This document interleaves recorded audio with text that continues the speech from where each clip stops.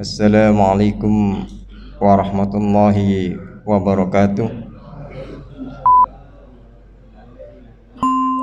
Alhamdulillahi rabbil alamin. Huwallazi arsala rasulahu bil huda wa dinil haqq liyudhhirahu 'ala ad-din kullih wa kafa billahi shahida. Asyhadu an la ilaha illallah wahdahu la syarika lah wa asyhadu anna Muhammadan 'abduhu wa rasuluh. Amma ba'du, ma'asyiral muslimin rahimakumullah, jamaah salat subuh Masjid Jabal Ar-Rahmah. Yang saya hormati pembina Masjid Jabal Rahmah, para kiai, para guru kita, para asatidzah, dai, mubalik, dan seluruh ahli ilmu yang datang pada hari ini. Semoga keberkahan dan ampunan dari Allah selalu menyertai kita semua. Melanjutkan tugas yang diberikan oleh DKM untuk mengisi kajian pada bulan Ramadan, maka saya mendapat bagian yaitu dakwah di era digital. Ya, dakwah di era digital. Nah, ini saya perlihatkan dulu. Ini sebenarnya saya dulu pernah dapat PR dari DKM untuk memberikan kuliah subuh ya, tapi ini belum terlaksana. Ini kira-kira judulnya begitu. Nah, yang kemarin itu kita sudah saya sampaikan.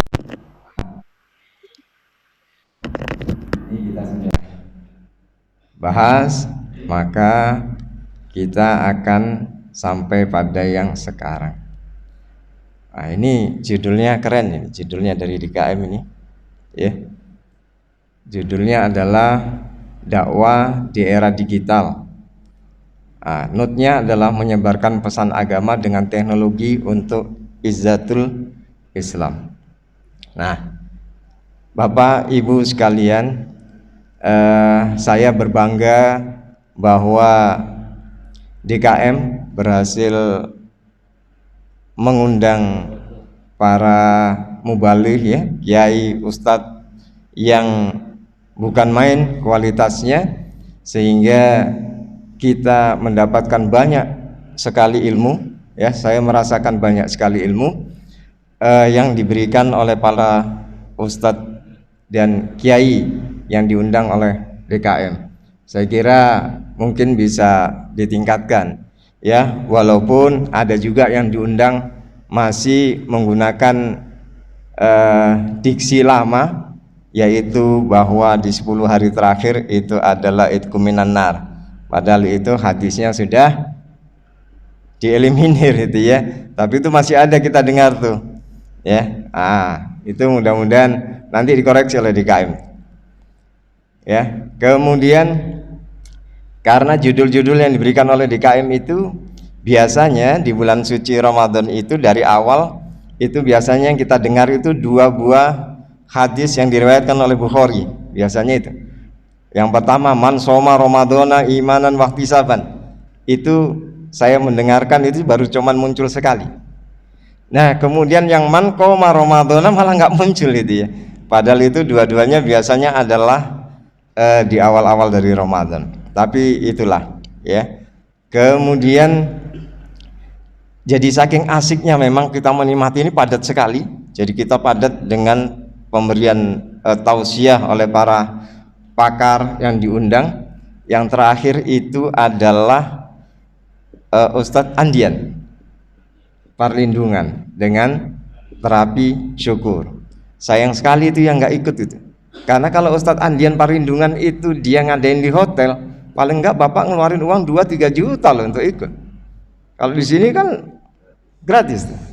Ya sayang sekali. Nah, memang kita punya berkegiatan masing-masing ya. Nah, kan yang tidak hadir kan tidak tahu siapa juaranya waktu itu ya kan? Yang juara Pak Marno. Mana Pak Marno? Ya. Kata Ustadz Andian itu yang juara Pak Marno. Kenapa dia juara? Karena nangis duluan. Gitu kan, itu keseruannya. Ini yang nggak hadir kan nggak tahu keseruannya. Jadi karena menangis duluan. Itu terapi syukur. Kemudian ada juga Gus Reza. Gus Reza itu menarik. Yang pertama yang menarik itu adalah tentang kuantum ibadah. Nah, ibu-ibu, saya yakin ibu-ibu ini lebih solehah daripada bapak-bapak. Ya, saya yakin bahwa ibu-ibu lebih solehah dari bapak-bapak. Bu, sebutkan salah satu kuantum ibadah yang bisa kita lakukan dengan murah menurut Gus Reza. Ini Bu, saya ada buku, nanti silakan pilih nomor berapa ini bukunya. Banyak ini, harus dihabisin ini. Jangan dibawa pulang lagi nih bukunya. Ya Bu, kuantum ibadah. Salah satu kuantum ibadah yang bisa kita lakukan yang menurut Gus Reza. Yuk. Ayo ibu-ibu soleha.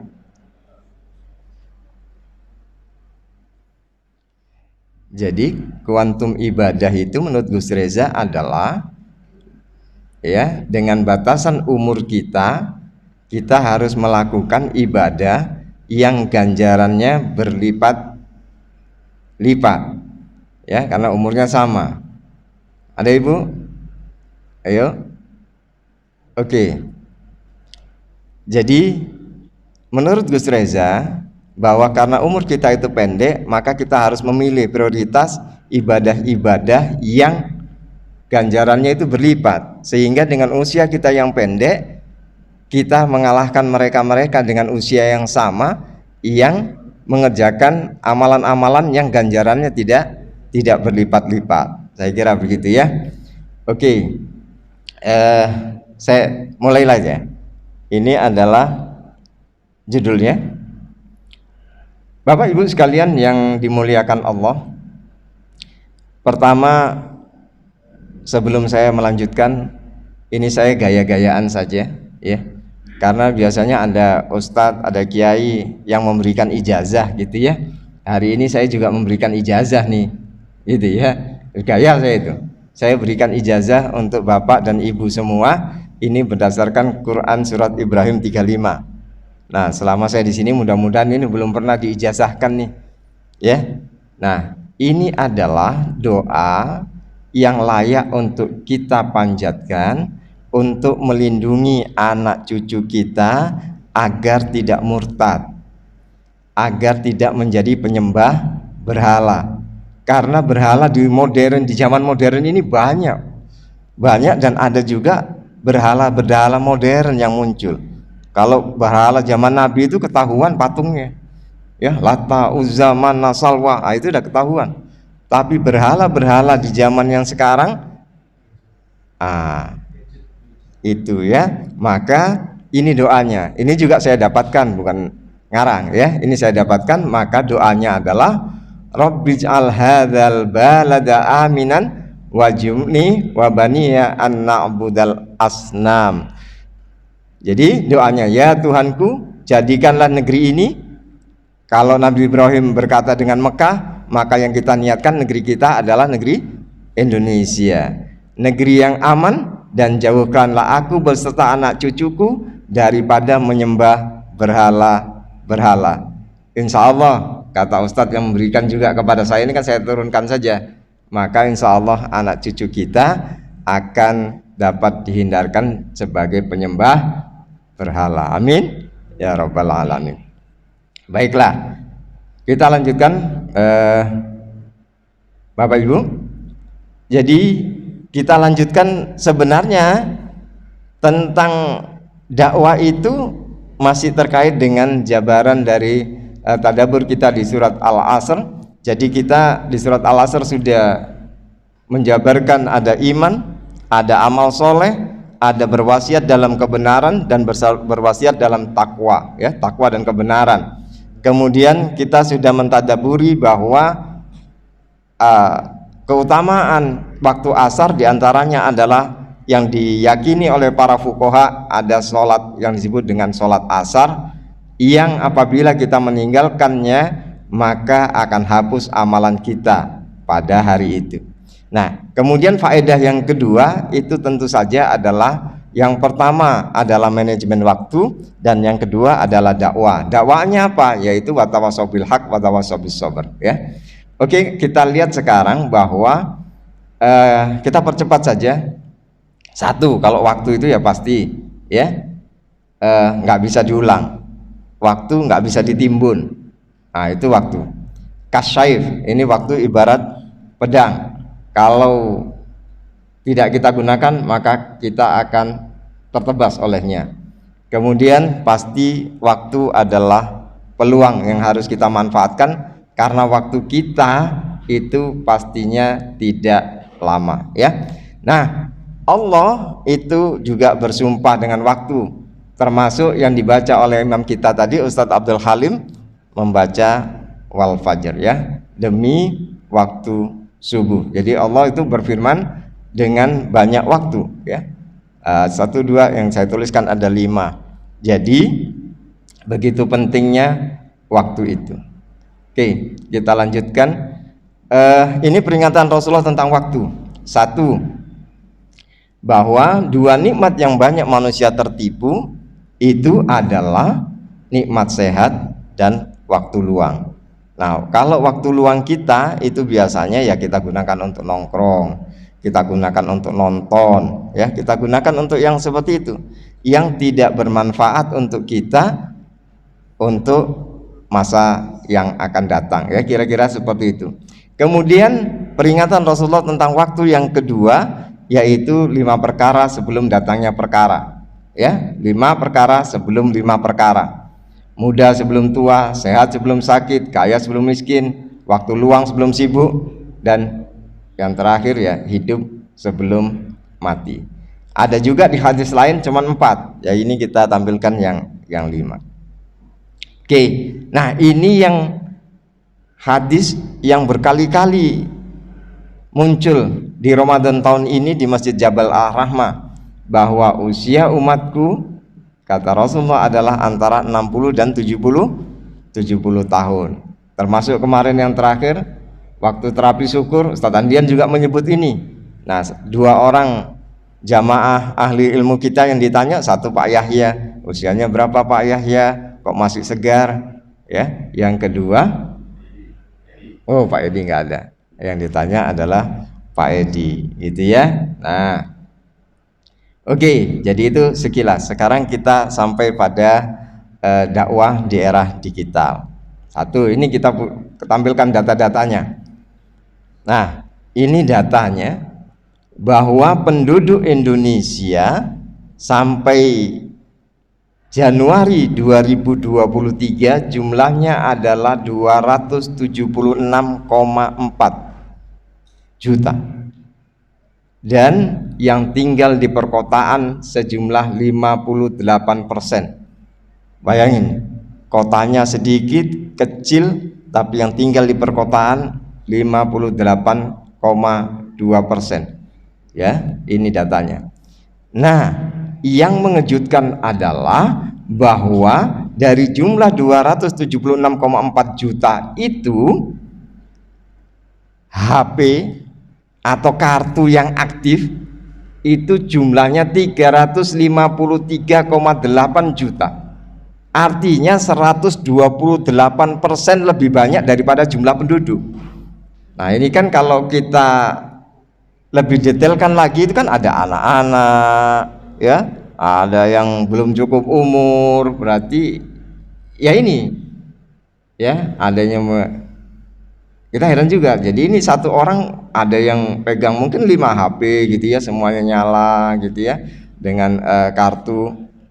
Ini kira-kira begini, ini datanya ya. Kemudian pengguna internet aktif, ini pengguna internet aktifnya itu adalah sekitar 212,9 juta. Suatu angka yang sangat besar, makanya ini duitnya juga besar di sana itu. Ya, kita bayangkan. Nah, kemudian yang terakhir itu adalah bermedia sosial.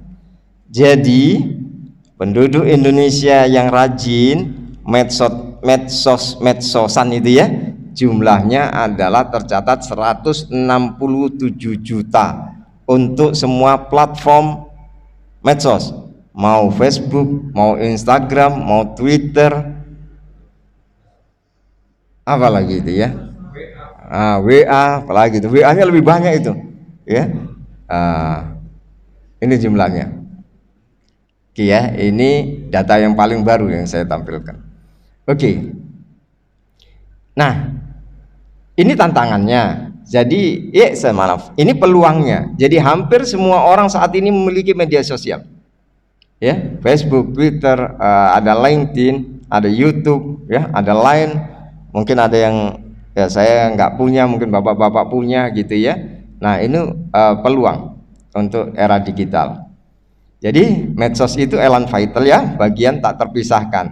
Nah, dengan adanya era digital itu, maka daya kritis masyarakat kita itu meningkat. Meningkat ya? Ya, jika dulu orang itu takut bicara, sekarang malah bicaranya kebablasan. Ya, bukan ahlinya situ juga ngomong. Ada kiai ngomong dia nggak ahli, nyeletuk juga. Wah, udah tambah pintar masyarakat karena di era medsos. Ya, bukan ahli hukum, profesor hukum yang di atas ngomong, celutukin juga. Padahal mungkin dia sekolahnya ya SMA juga gitu ya. Mungkin SMA nggak tamat itu juga, nyeletuk apa saja gitu.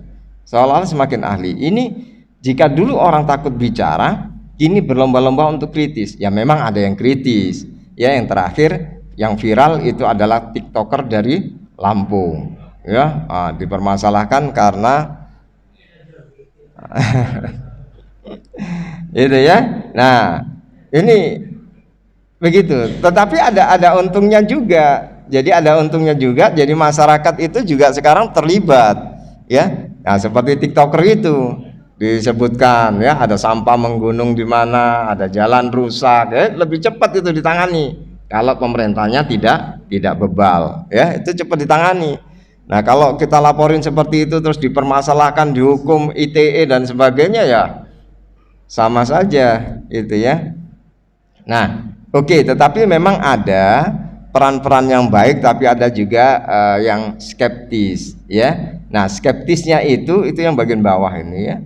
Nah ini jadi ada konten-konten yang diblokir gitu ya oleh pemerintah.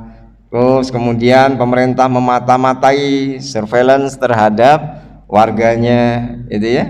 Nah ini terus mengidentifikasi aktivis-aktivis, mengkriminalisasi pendapat, ekspresi dan sebagainya. Ya ini ada memang seperti dua sisi mata uang ya, kiri dan kanan. Oke, nah ini lebih detailnya ini. Saya punya lebih detailnya pengguna medsos di Indonesia. Jumlah pengguna Facebook di Indonesia adalah 120 juta.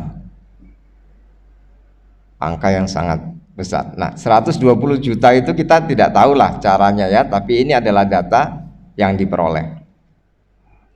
Kemudian jumlah pengguna YouTube itu jumlahnya 139 juta. Ya. Kemudian Instagram 89, pengguna TikTok itu ada pendatang baru ini ya, tetapi jumlah penggunanya 109,9 juta. Pengguna Facebook Messenger itu 27 ya, dan lain sebagainya. Ini datanya sangat besar. Ini adalah semuanya menjadi peluang bagi kita. Kita lihat data berikutnya. Ini pertumbuhan data.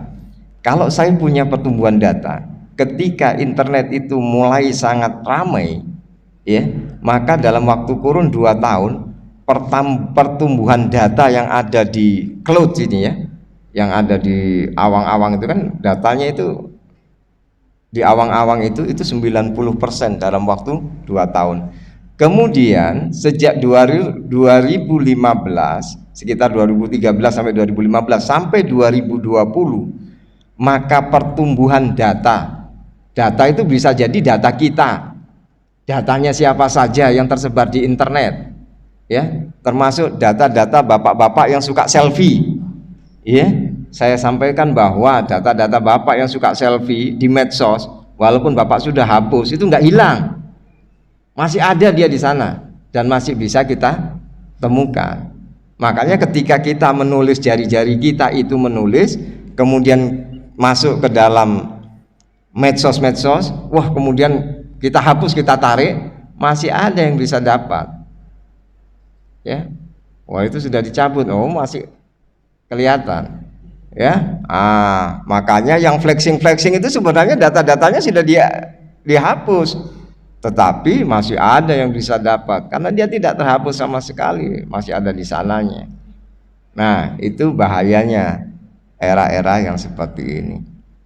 Ini kenaikan pengguna Twitter ya dari 2018 2020 ini hanya waktu kurunnya 2 tahun saja, 18 19 20, dari yang asalnya 27% itu naik 2 kali lipat menjadi 56%. Oh, bukan main. Ya. Jadi kita itu memang hidupnya sekarang di era yang seperti ini. Nah, ini adalah transformasi dan lompatan-lompatan yang terjadi. Ya, dari awal mulanya foto ya seperti ini modelnya, sekarang semuanya di HP yang terbaru, bukan main, lebih tajam dan sebagainya. Kemudian audio ya, audio masih kita ingat, kita pakai kaset zaman dulu ya. Kemudian setelah kaset berubah, kemudian ada apa ini saya lupa jadi namanya ya.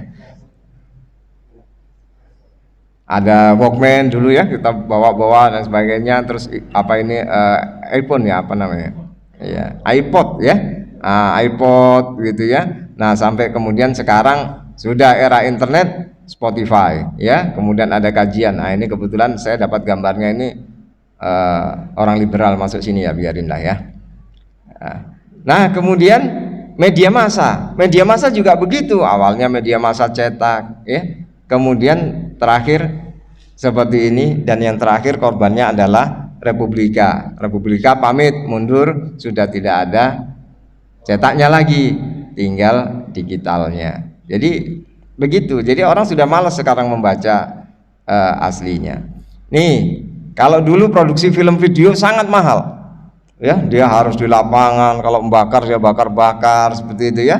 Nah seperti ini, sekarang ini tengok ya, dengan HP saja sudah bisa melakukan pembuatan video-video ya. Bahkan dengan HP ya, video-video yang viral itu kan pakai HP ya. Nah kemudian TV, kalau dulu sangat mahal, kita TV streaming itu sangat mahal ya, menggunakan satelit dan lain sebagainya mahal. Sekarang gampang, bisa ada dari Facebook, dari YouTube, dari Instagram, semuanya live ya, semuanya live. Nah ini menggampangkan seperti itu.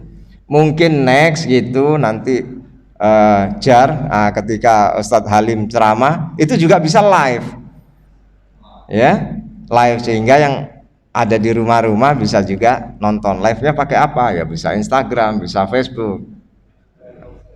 Iya. Oh masjid kosong ya.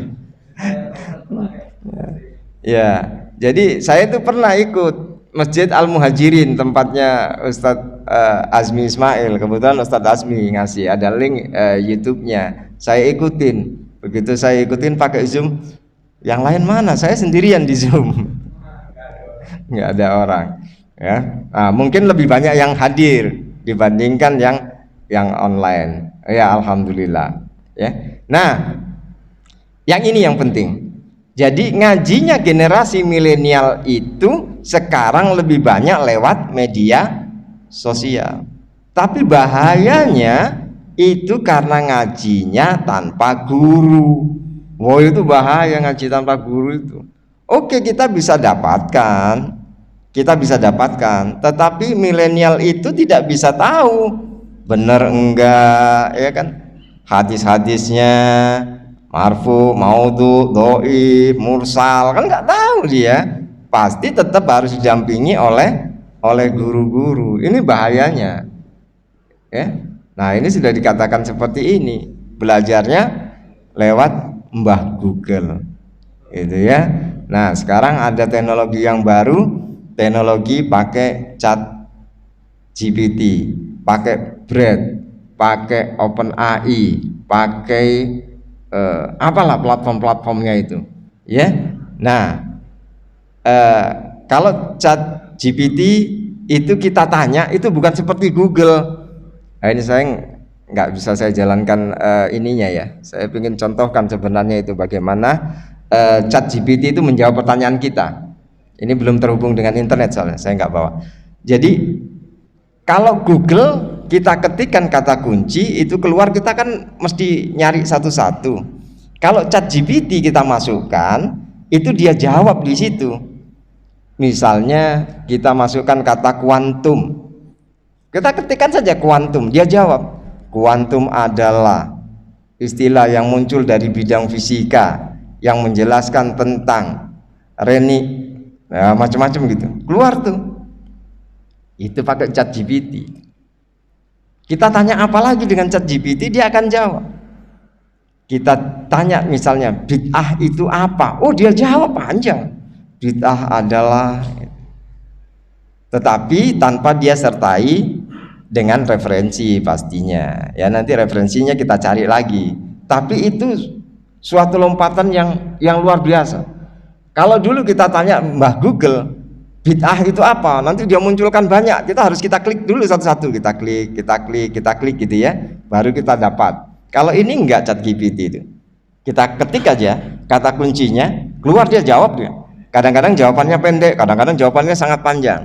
Maka ChatGPT dan cat-cat yang lain yang pakai artificial intelligence itu sekarang banyak tentangannya.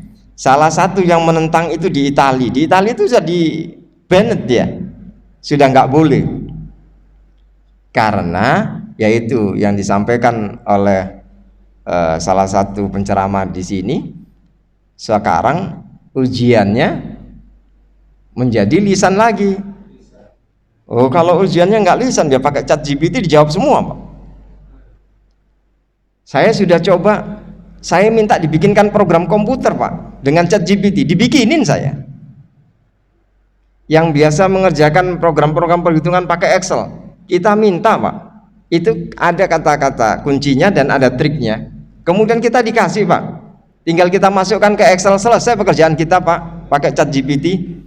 Kita punya program, apa yang ingin kita program, kita masukkan. Jadi kita itu memang, karena itu sebuah tools, itu kan kepintaran kita saja, kita masukkan clue-cluenya.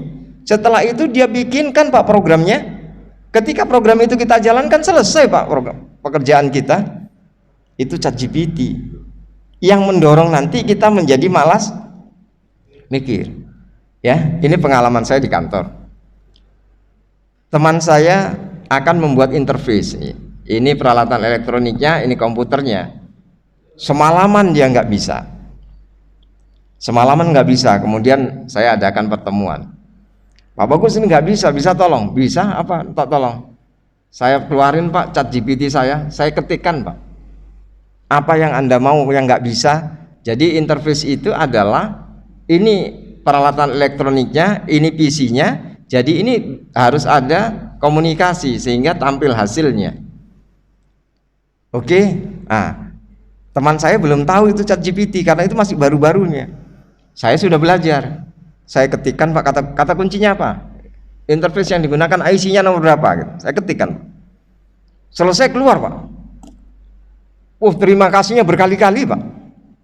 Waduh, saya semalaman ini, Pak Bagus, nggak bisa saya.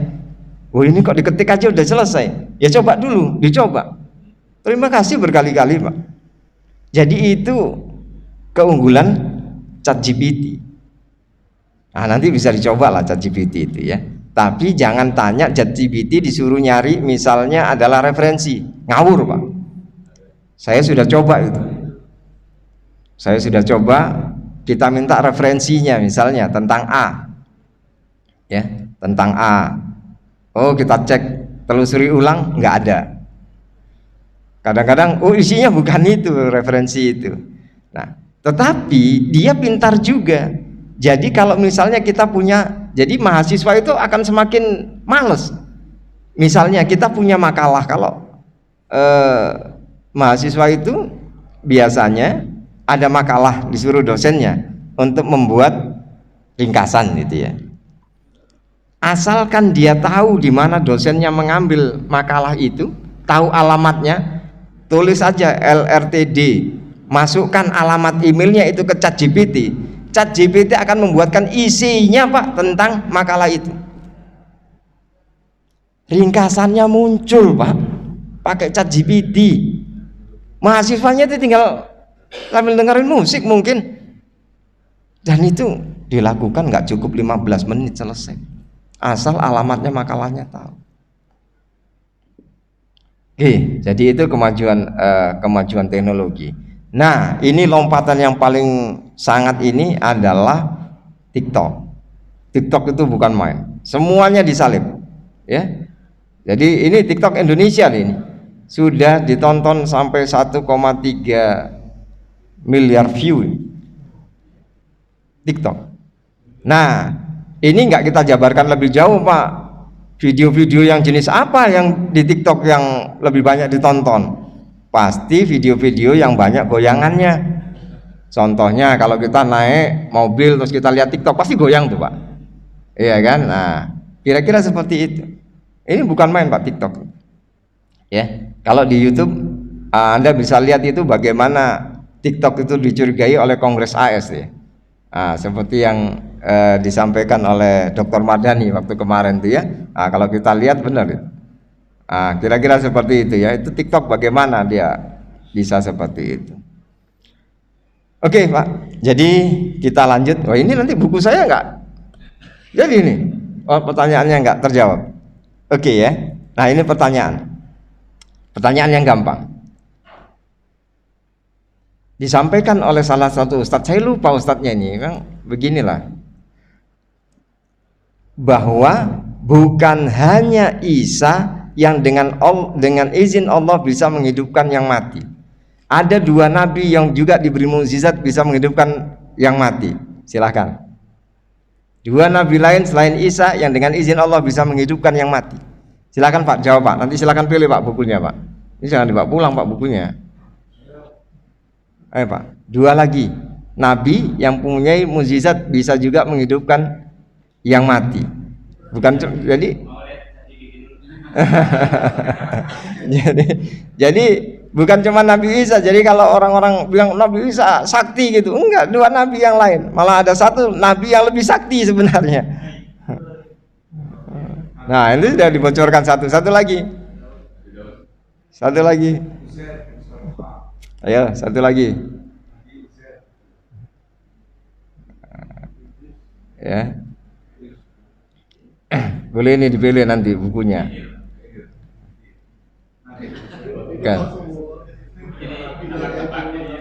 Ya, ini disebutkan di dalam Al-Qur'an, ya, 2-nya. 1 sudah betul, Pak. Ibrahim itu lebih sakti sebenarnya dari Nabi Isa. Kalau Nabi Isa posisinya begitu bangkit, Nabi Ibrahim dicincang, Pak. 4 burung dicincang terus ditaruh. Wah, lebih hebat ya. Yang 1 lagi tentu adalah Nabi Musa, ya, Nabi Musa dengan ekor sapi. Oke, nah kita nggak terjawab lagi, nggak apa-apa. Nah, tentang Nabi, ini kita tentang Nabi lagi. Pertanyaannya adalah apa mukjizatnya Nabi Yahya? Jadi di dalam cerita itu Nabi Yahya dan Nabi Isa itu hidupnya barengan, cuman berbagi tugas. Nabi Isa itu kelas menengah ke bawah, Nabi Yahya itu kelasnya adalah menengah ke atas menghadapi para pembesar, para orang alim dan lain sebagainya. Nah, pertanyaannya apa mukjizatnya Nabi Yahya? Ayo ChatGPT.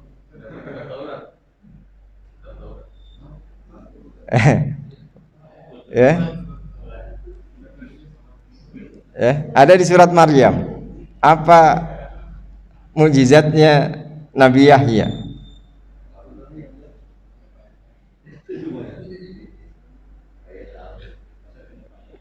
Pak Yahya. Itu Ustaz Halim, silakan Ustaz. Tinggal sedikit lagi Ustaz. Iya, terusnya Ustaz.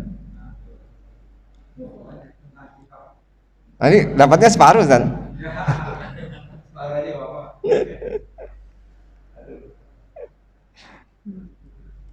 Ya Yahya khudil kita apa bikuah. Udah betul Ustaz. Ustaz Halim silakanlah pilih Pak Ustaz bukunya. Ini buku insya Allah lumayan lah. Walaupun jawabannya baru separuh, ya, tapi nggak apa-apa Ustaz. Nanti Ustaz Halim ambil Pak bukunya. Ya Yahya khudil kita babil kuwah wa atainahul hukma sobiyah. Jadi mukjizatnya Nabi Yahya itu adalah diberi hikmah dari sejak dia lahir. Makanya hikmah itu yang kemudian digunakan tatarannya ketika berdakwah, dakwanya kepada para alim ulama, ahli kitab, pembesar-pembesar gitu. Jadi harus ada hikmah yang dia punya. Oke, kita lanjutkan ya. Pak. Jadi dakwah itu nggak perlu di era digital, di era sekarang. Aduh, waktunya sudah mau habis nih. Bahwa dakwah itu, oh ya, satu hal yang perlu kita sampaikan itu Pak Jamil bertanya kepada Ustadz siapa ya? Saya kok jadi lupa. Ustadz Burhan, bahwa tentang sholat syuruk, ya.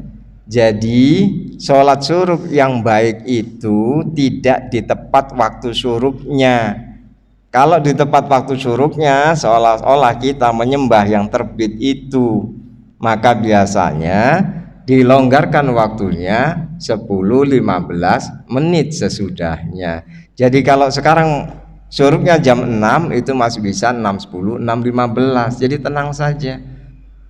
Itu jangan buru-buru. Kalau buru-buru seperti kita, terbit tuh, ayo kita sujud gitu ya. Nah, itu Ustadz Dr. Burhan, ya. Betul, Dr. Burhan. Ya. Jadi dakwah itu untuk kita menjadi umat yang terbaik. Ya, kita percepat. Kemudian kita semua itu adalah juru dakwah. Kita semua yang hadir adalah juru dakwah. Ya. Karena kita semua yang hadir juru dakwah itu, maka ini istimewanya pendakwah. Siapakah yang lebih baik perkataannya daripada orang yang menyerukan kepada Allah, mengerjakan amal soleh dan berkata, sesungguhnya aku termasuk orang-orang yang berserah diri. Jadi kita semua adalah pendakwah. Ya. Yang berikutnya, kalau kita berdakwah, kita mendapat pahala besar dari yang didakwahi. Barang siapa yang menunjuki kepada kebaikan, maka dia akan mendapatkan pahala seperti pahala orang yang mengerjakannya. Tipsnya, kita kan biasa nge-share nih. Kita biasa nge-share. Nah, tips supaya kita mendapatkan manfaat dan mendapatkan pahala dari apa yang kita share, kita jangan buru-buru share. Kita baca dulu. Nah, kalau kita dapat, judulnya aja bagus, langsung main share, kita nggak tahu, kita nggak mendapatkan manfaatnya, karena kita nggak tahu apa yang kita share. Maka baca dulu. Baik ini, kemudian kita share. Insya Allah kalau itu bermanfaat bagi yang kita share, maka kita mendapatkan pahala dari itu. Jadi itu tipsnya, ya. Kita sharing, ya. Oke, next. Ada juga yang mengatakan bahwa siapa yang berhasil mendapat hidayah, itu hadis Nabi, maka seperti mendapatkan seekor unta merah. Itu unta merah berkali-kali itu di masjid ini juga disebut-sebut oleh ustadz-ustadz itu ya, unta merah. Jadi barang siapa yang berhasil memberikan hidayah, ya, jalan yang lurus, misalnya dia asalnya pemabuk, kemudian sadar tidak mabuk, itu seperti mendapatkan unta merah. Oke, nah ini adalah kiat-kiat dakwah. Kiat-kiat dakwahnya ada 6. Satu, berdakwah tentu dengan ilmu. Kedua, dengan hikmah. Ketiga, lemah lembut. Keempat, berdakwah itu dengan bertahap, pelan-pelan. Kelima, sesuai dengan kemampuan. Dan keenam adalah disesuaikan dengan target dakwahnya. Jadi kalau ini kebanyakan bapak-bapak, ya saya ngomongnya seperti ini. Kalau yang hadir semua remaja, saya ganti Pak, ngomong saya nggak seperti ini. Karena harus disesuaikan dengan target dakwahnya. Lebih milenial, ya saya milenial gitu ya. Nah, kira-kira seperti itu. Dakwah dengan ilmu. Jadi seorang pendakwah itu harus memiliki paling tidak 3 ini.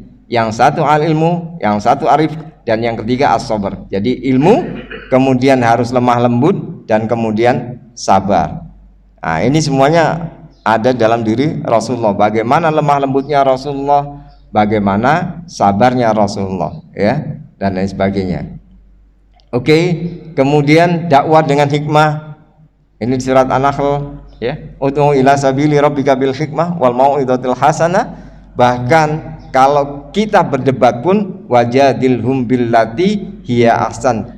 Sanggahlah dengan cara yang baik. Terbaik gitu ya. Jadi kita harus mensanggah dengan lebih baik lagi. Jadi ini sudah dalam Al-Quran memang sudah seperti ini diajarkan kepada kita. Cuman kadang-kadang kalau kita debatnya, bukan main dah. Seolah-olah kita yang paling benar, ya. Nanti next berikutnya kita akan sampaikan bagaimana memahami perbedaan, ya, memahami perbedaan. Itu saya kira itu bagus juga untuk diangkat sebagai topik. Ya, ini saya lewatin. Kira-kira hikmah itu seperti apa? Ini contoh-contoh hikmah. Ya, jadi memilih waktu terbaik dalam memberi nasihat. Kalau Imam Syafi'i mengatakan kalau mau menasihatiku, tunggulah sampai aku bersendirian. Dan begitu dilakukan oleh Imam Syafi'i kalau ingin menasihati salah satu muridnya, dia tunggu sampai muridnya sendirian dan kemudian datang mengendap-endap ke pondokan muridnya, ngelihat kiri dan kanan tidak ada orang tahu, baru dia masuk, dia memberikan nasihat kepada muridnya. Sama seperti di dalam psikologi keluarga, maka kalau kita punya 2 orang anak, kita akan menasihati anak kita yang satu, sebaiknya anak yang satunya tidak mendengarkan. Begitu juga kalau kita ingin menegur ibunya, maka ketika anak-anaknya tidak ada, baru kita tegur ibunya. Jadi itu kira-kira contoh hikmah, ya. Kemudian contoh yang kedua itu adalah kalau seseorang yang mengikuti, kenapa dia? Enggak ada.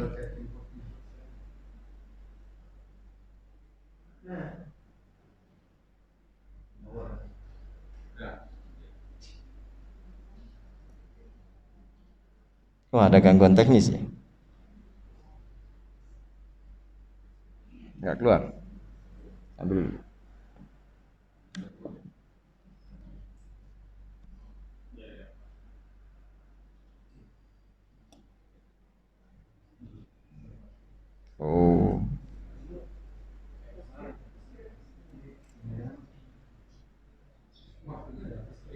Iya, mungkin waktunya sudah habis, betul, Ustaz.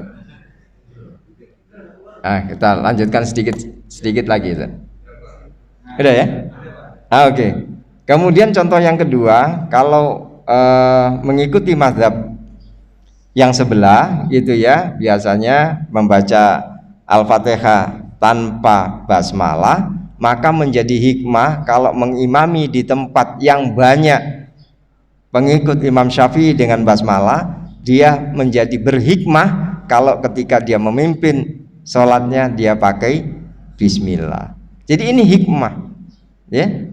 Ketiga, ya, menarik hati orang dengan harta dan kekuasaan seperti memberi hadiah, itu juga hikmah, ya, agar orang datang, ya, seperti apa, itu semuanya adalah hikmah-hikmah yang bisa dijadikan contoh, ya. Salah satu contoh lagi yang lain, contoh adalah kita lihat kadang-kadang ada ustadz yang menunda menjawab suatu pertanyaan, ya, karena di pikirannya akan ada sesuatu. Saya jawab nanti ya. setelah selesai acara. Sebenarnya itu adalah hikmah dari ustadz itu agar tidak terjadi bias, agar yang lain-lain juga tidak menjadi rancu dan timbul syubhat. Nah, seperti itu ya. Nah, itu hikmah-hikmah yang biasanya memang dimiliki. Jadi ada juga ustadz yang mengatakan, oh maaf, kalau untuk pertanyaan itu silahkan bertanya kepada ustadz A, itu hikmahnya.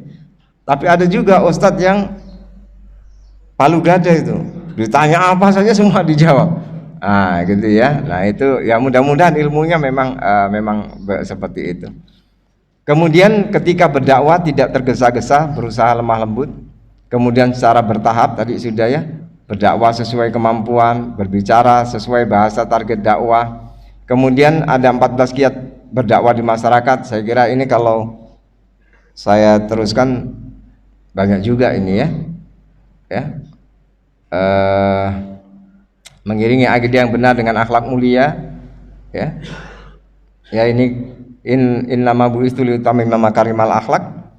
Kemudian bermuka manis, menerbangkan salam, menunaikan hak sesama muslim. Soalnya saya juga melihat, saya itu sebagai pengamat juga, ada yang datang masuk ke dalam masjid senyum kagak, nyapa jamaah yang lain juga kagak. Takut saya, ini intel atau apa ini ya.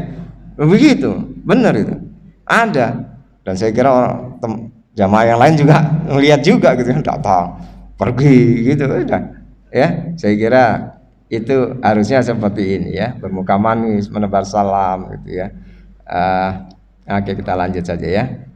Kemudian mengenali medan dakwahnya, berdakwah secara bertahap ya. Yang paling penting adalah tauhid ya. Kemudian mengajarkan mazhab atau menyebut tokoh ulama yang sudah dikenal di masyarakat agar masyarakat yakin. Jadi kalau kita berdakwah di kebanyakan kalangan Syafi'i, maka sebaiknya kita juga lebih sering menyebut namanya Imam Asy-Syafi'i dan lebih banyak menyebut ajaran-ajarannya Imam Syafi'i.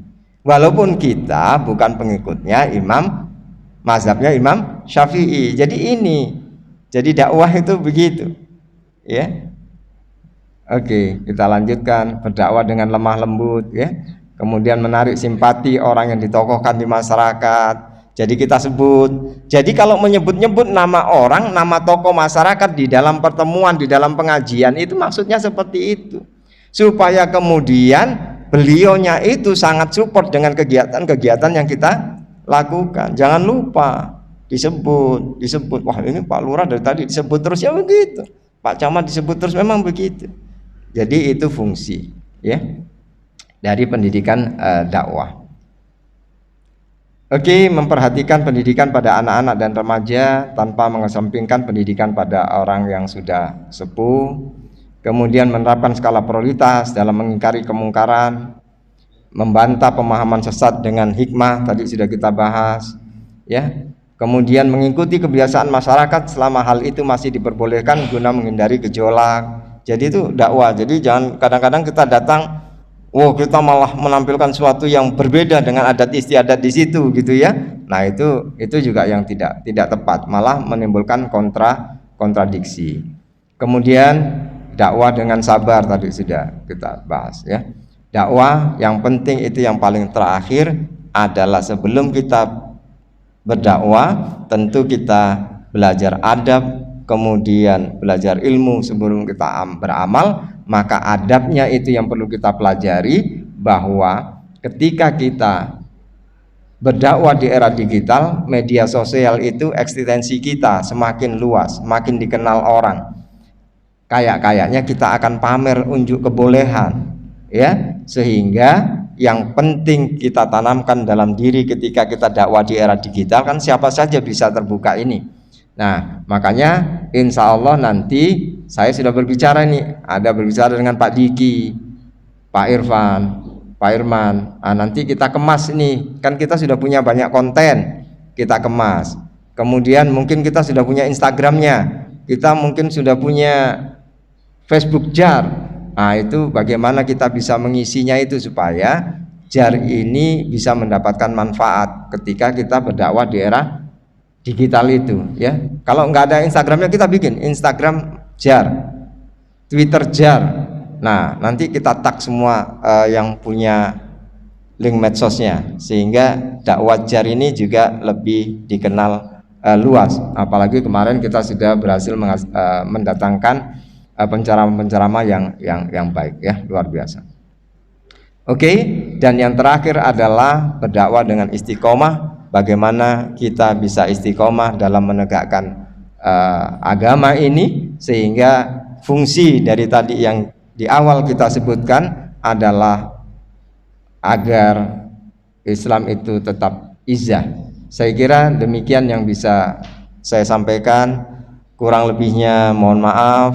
Semua kebaikan datang dari Allah, kekurangan dari diri sendiri. Kita tutup dengan kafaratul majlis.